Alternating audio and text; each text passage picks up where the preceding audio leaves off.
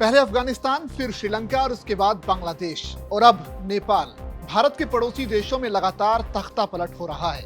इस बार भारत के जिस पड़ोसी पर सबसे ज्यादा संकट आया है वो नेपाल है। नेपाल भले ही अलग देश हो, लेकिन उसकी आत्मा भारत से बिल्कुल भी जुदा नहीं है।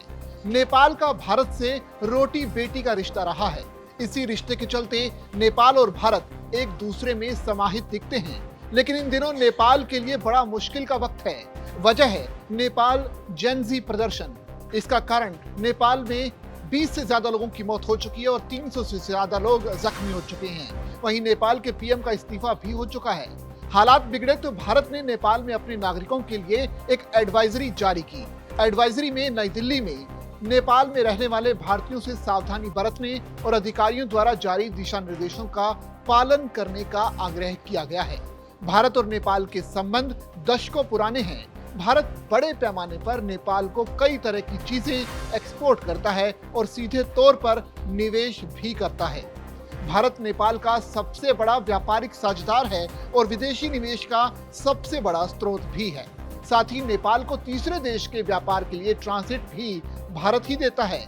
नेपाल के व्यापार का लगभग 2/3, सेवाओं के व्यापार का लगभग 1/3 और प्रत्यक्ष विदेशी निवेश यानी एफडीआई का 1/3, पेट्रोलियम आपूर्ति का लगभग 100% और भारत में कार्यरत पेंशन भोगियों, पेशेवरों और श्रमिकों द्वारा भेजे जाने वाले धन का एक महत्वपूर्ण हिस्सा भारत के पास ही है।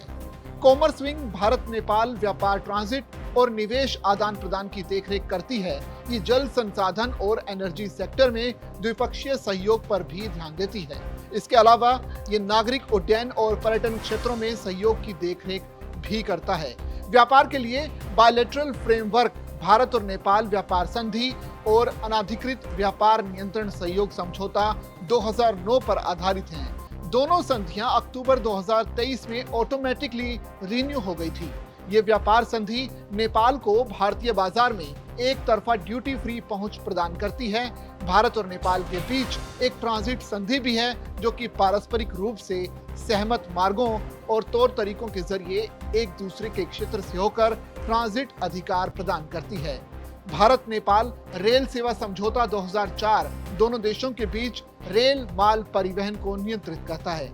इसके तहत दोनों देशों में रेल सेवा और रेल माल ढुलाई क्षेत्र में सहयोग का अवसर भी मिलता है और एफिशिएंसी एवं कोस्ट प्रतिस्पर्धा में वृद्धि भी बढ़ाता है, जिससे नेपाली व्यापारियों, ट्रांसपोर्टरों और उपभोक्ताओं को इसका फायदा मिलता है।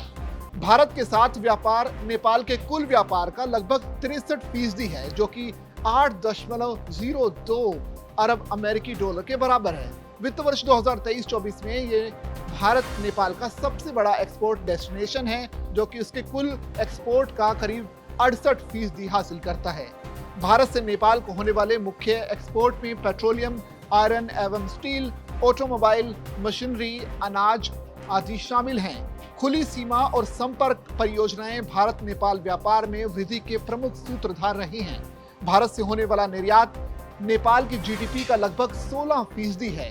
नेपाल राष्ट्र बैंक के मुताबिक भारत नेपाल में निवेश का सबसे बड़ा स्रोत है और नेपाल के कुल एफडीआई का 35% से ज्यादा है, जिसका मूल्य लगभग 755 मिलियन अमेरिकन डॉलर है।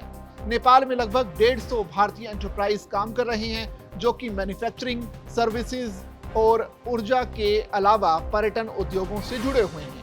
भारतीय कंपनियों और निवेशों ने औद्योगिकरण, रोजगार और नौकरियों को बढ़ावा देकर सरकारी राजस्व और निर्यात आय में भी योगदान देकर नेपाल की राष्ट्रीय आर्थिक यात्रा में एक महत्वपूर्ण भूमिका निभाई है। तो इस हिसाब से देखें तो नेपाल का जलना भारत के लिए किसी बुरी खबर से कम नहीं, और हो सकता है कि साजिश के पीछे कोई और शक्ति शामिल हो। लेकिन अगर नेपाल में हालात सामान्य नहीं होते हैं तो भारत की वो 150 कंपनियां जो नेपाल में काम कर रही हैं उनके लिए बड़ा संकट है। और इसके अलावा भारत जिस तरह से अलग अलग तरह की चीजें नेपाल को प्रोवाइड करता है, उन पर भी आने वाले वक्त में संकट आ सकता है।